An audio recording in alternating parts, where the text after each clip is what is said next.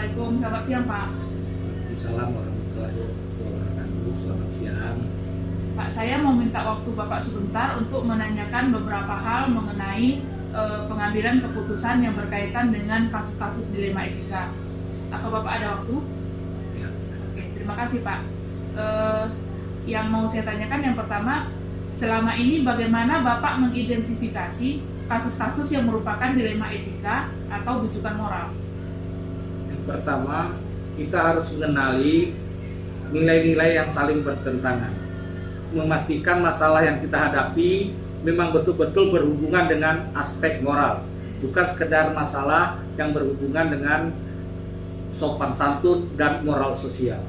Jadi kita harus melakukan resolusi, yaitu misalnya berpikir berbasis akhir. Kemudian juga kita melakukan berpikir berbasis peraturan. Kemudian juga berpikir berbasis rasa peduli. Itu yang harus kita lakukan untuk mengidentifikasi kasus-kasus mengenai dilema etika.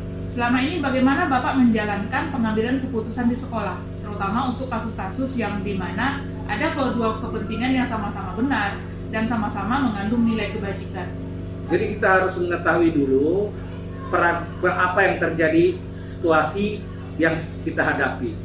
Jadi saya mengambil keputusan pada institusi melalui pengalaman dan segala informasi yang terkait dengan keputusan yang diambil. Intinya, saya dapat memaksimalkan manfaat dan meminimalisasi dampak kesalahan pengambilan keputusan. Langkah-langkah prosedur seperti apa yang biasa Bapak lakukan selama ini?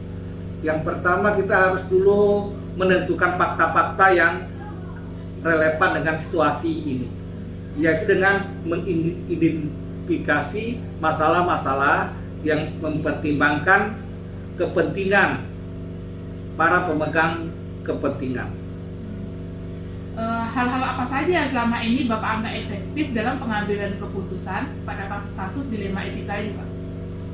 Keputusan itu harus bermanfaat untuk kepentingan orang banyak atau lingkungan sekolah. Kemudian harus sekecil-kecilnya mempunyai kesalahan dalam pengambilan keputusan. Hal-hal apa saja selama ini merupakan tantangan dalam pengambilan keputusan pada kasus-kasus dilema etika?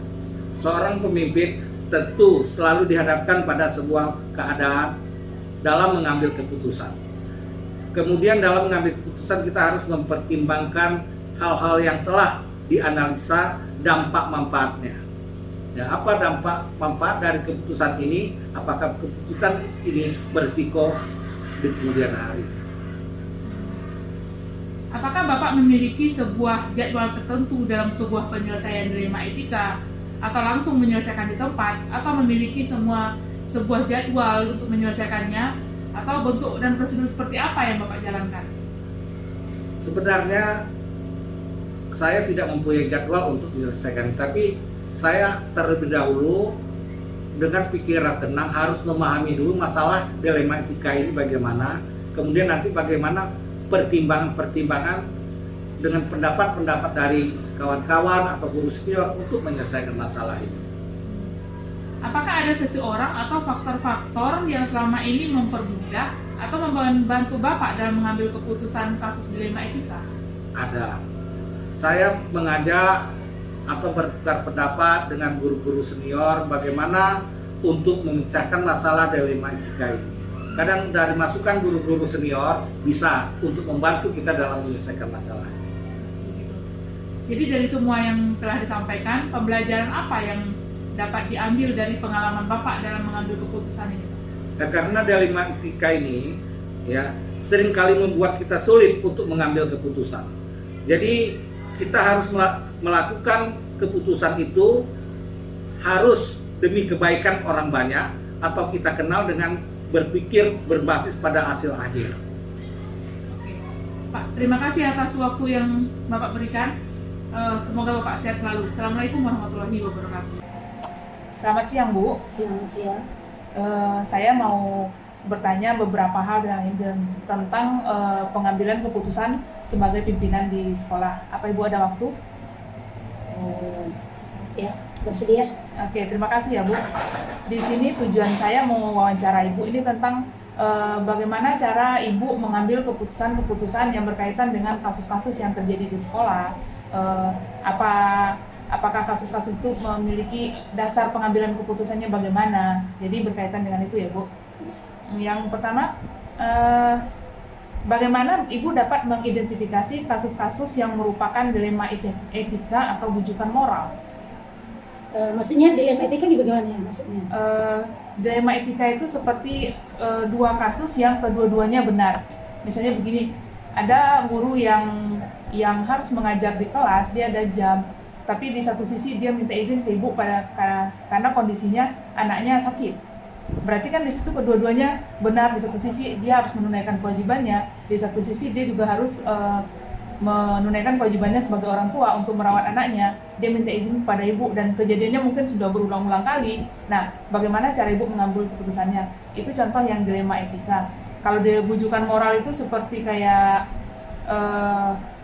benar dan salah gitu. Itu udah benar atau salah. Misalnya misalnya bawahan ibu yang melakukan kesalahan, memang salah, kesalahannya fatal. Berarti itu, tapi itu mungkin seperti penyalahgunaan wewenang atau apa, itu kan seperti bujukan moral kayak gitu. Jadi menurut Ibu, selama ini bagaimana Ibu mengidentifikasi kasus-kasus yang merupakan dilema etika dan bujukan moral itu? Kalau masalah dilema etika seperti tadi ya, kalau kelas ditinggalkan tentu akan terjadi hal-hal yang tidak kita inginkan. Betul. Seperti anak berantem, kelas ribut, mengganggu kelas yang lain. Sementara anak juga sakit, perlu perhatian khusus dari orang tua. Nah, di sini kepala sekolah harus mempunyai hati yang bijak untuk menentukan bagaimana anak terawat dan bagaimana kelas nyaman. Nah, saya harus melihat jadwal guru-guru yang kosong jamnya.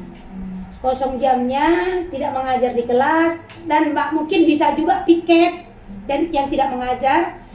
Itu akan saya berdayakan untuk menggantikan guru yang tadi, dan orang tua yang anaknya sakit tadi bisa menjaga anaknya, merawat anaknya kalau di rumah sakit, kalaupun di rumah. Jadi semuanya bisa terhandle, tertangani, kelas tidak ribut, ada guru yang membimbing, anak juga bisa aman, dekat dengan orang tuanya. Mungkin itu salah satu kebijakan dari saya. Oke, terima kasih Bu. Yang kemudian bagaimana Ibu menjalankan pengambilan keputusan di sekolah Ibu, terutama untuk kasus-kasus di mana ada dua kepentingan yang sama-sama benar seperti tadi, sama-sama mengandung nilai kebajikan, seperti kasus-kasus yang tadi yang kita bicarakan. Iya, kalau pengambilan keputusan yang berhubungan dengan kebajikan, berarti kita harus menanyakan hati nurani kita, mana yang lebih utama. Pasti dalam keputusan itu memang sama-sama penting, tapi kita kembali ke nurani, mana yang paling penting yang harus diambil secara bijak. Gitu. Kalau ada kasus-kasus yang seperti itu, langkah-langkah atau prosedur seperti apa yang biasa Ibu lakukan selama ini? Maksudnya? Apakah dipanggil dulu atau melalui rapat, atau seperti ada nggak prosedur-prosedur yang Ibu lalui dulu sebelum mengambil keputusan? Nah, kalau pengambilan keputusan untuk keperluan secara global, maksudnya secara keseluruhan, tentu kita harus mengambil keputusan itu dalam rapat. Nah, kita harus mempertanyakan bagaimana hasil musyawarah kita. Tapi kalau untuk hal-hal yang misalnya bersifat tidak global, individu atau per mapel, bisa juga kita panggil secara individu perwakilan gitu, untuk mengambil suatu decision maker. Itu harus bijak gitu. Terima kasih, mungkin itu aja. Selama ini menurut Ibu apa yang Ibu anggap efektif dalam pengambilan keputusan yang berkaitan dengan kasus-kasus dilema etika tadi? Yang kedua-duanya kepentingan tadi itu sama-sama benar.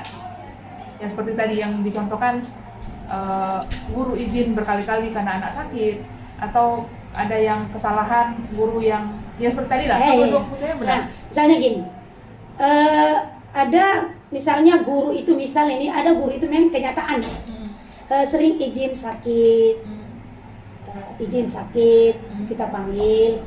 Udah kita panggil, kita bimbing dalam buku bimbingan, kita arahkan supaya bagaimana dia supaya tidak izin 2 hari, datang 3 hari, izin lagi 2 hari karena sakit.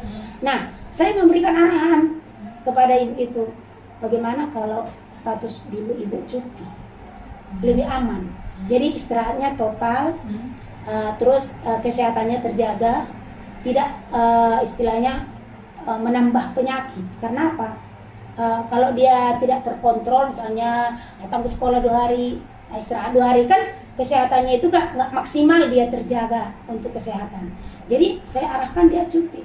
Dan ada juga guru misalnya katanya dia sakit, sering sakit, saya panggil, betul dia nggak sakit. Nah, bahkan ada yang saya TKP. Berarti memang dilihat kondisi realnya di Iya, tempat. betul nggak sakit. Nah, ternyata ada yang nggak sakit. Dibilang sakit, ternyata nggak sakit. Nah, ini saya panggil secara pribadi di sekolah, saya tulis dalam buku temuan pembimbingan kepada guru. Seperti itu. Selama ini yang merupakan tantangan dalam pengambilan keputusan kasus-kasus dilema etika ini apa? Ada nggak, Bu? Ada nggak tantangannya dalam, kan keputusan ini kedua-duanya benar gitu. Yang kira-kira ada tantangannya nggak?